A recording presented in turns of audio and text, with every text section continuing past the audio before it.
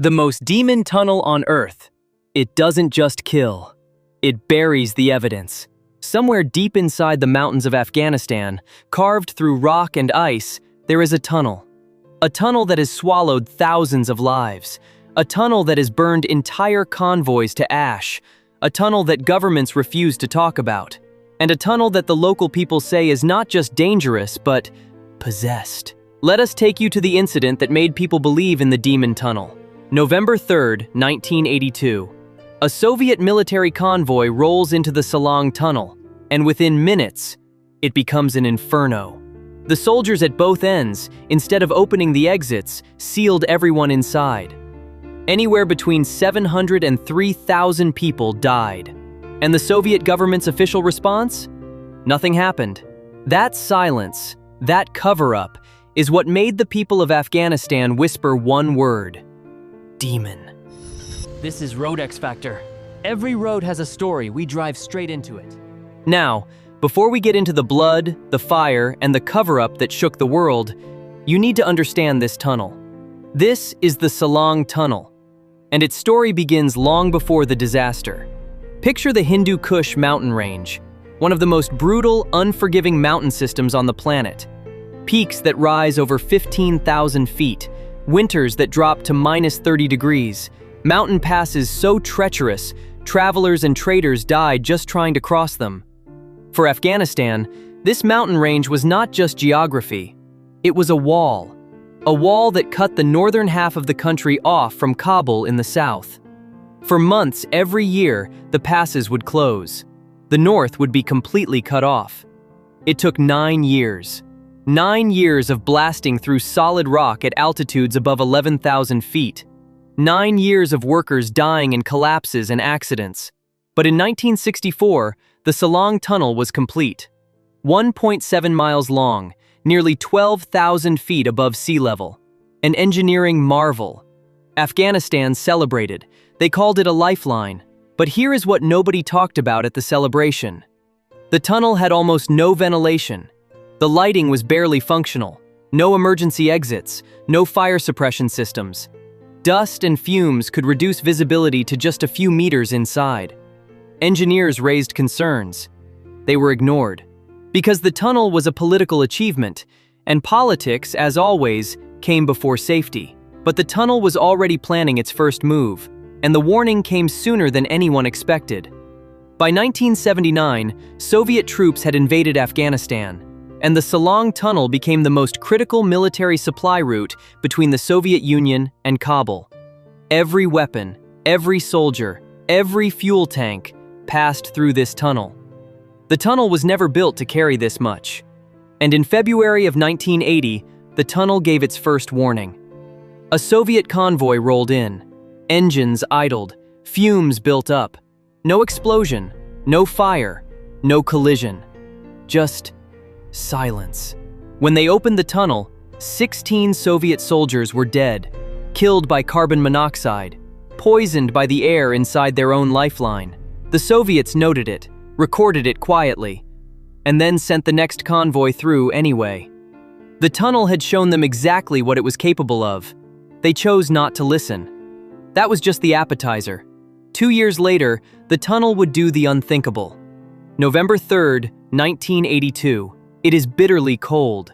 2 massive Soviet military convoys, 2211 and 2212, are moving through the Salang Tunnel.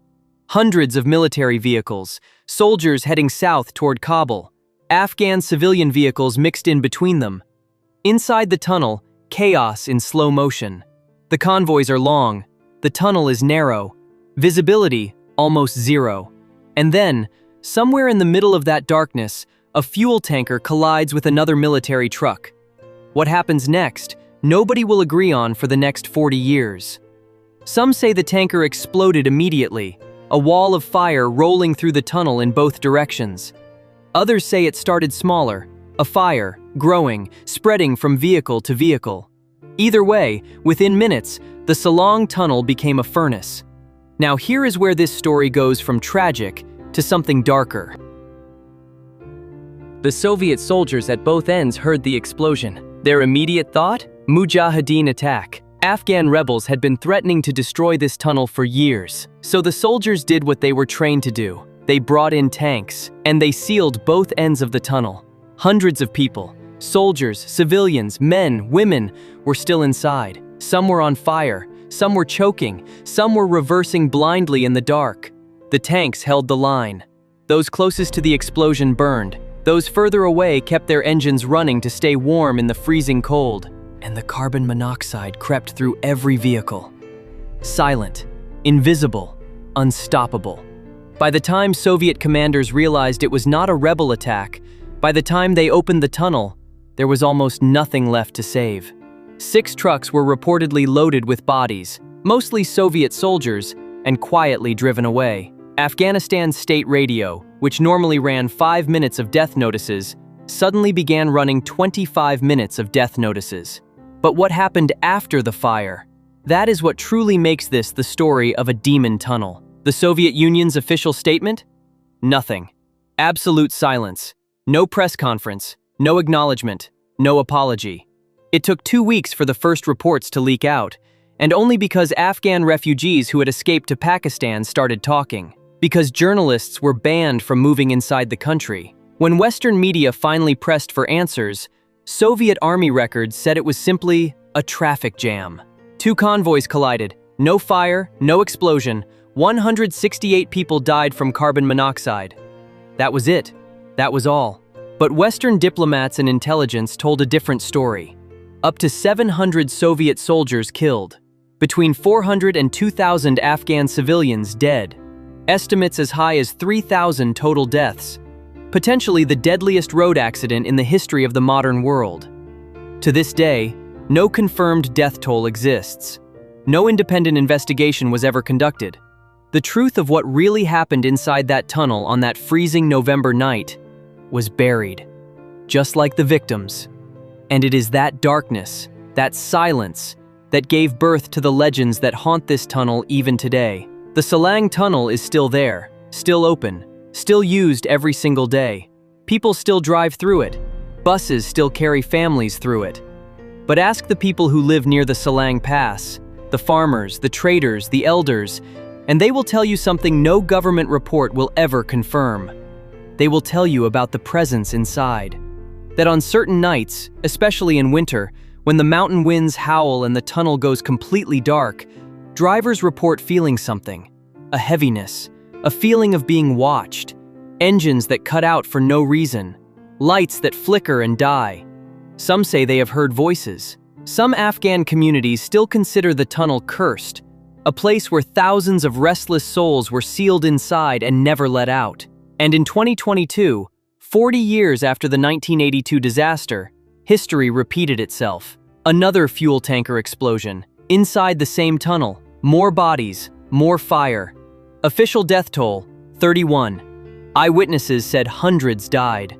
The demon tunnel had fed again, and the evidence, buried, again. Roads are built to connect people. They carry life, food, medicine, families from one place to another. But some roads carry something else too. Is it a demon tunnel? Is there something in there that the living cannot explain? Maybe. Or maybe the real demon was never inside the tunnel at all.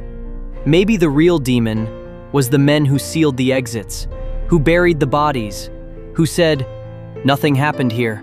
That's the Salang Tunnel, the most demon tunnel on Earth. It doesn't just kill, it buries the evidence. Now you've heard the story that the Soviet Union tried to bury for decades. Do you believe the Salang Tunnel is truly cursed? Or is the real demon simply human silence? Drop your thoughts in the comments. We read every single one. If this video made you feel something, help us bring more forgotten road stories like this to the surface. Subscribe to RoadxFactor, hit that like button, and share this video, because some stories deserve to be heard. Until the next road, keep your eyes open.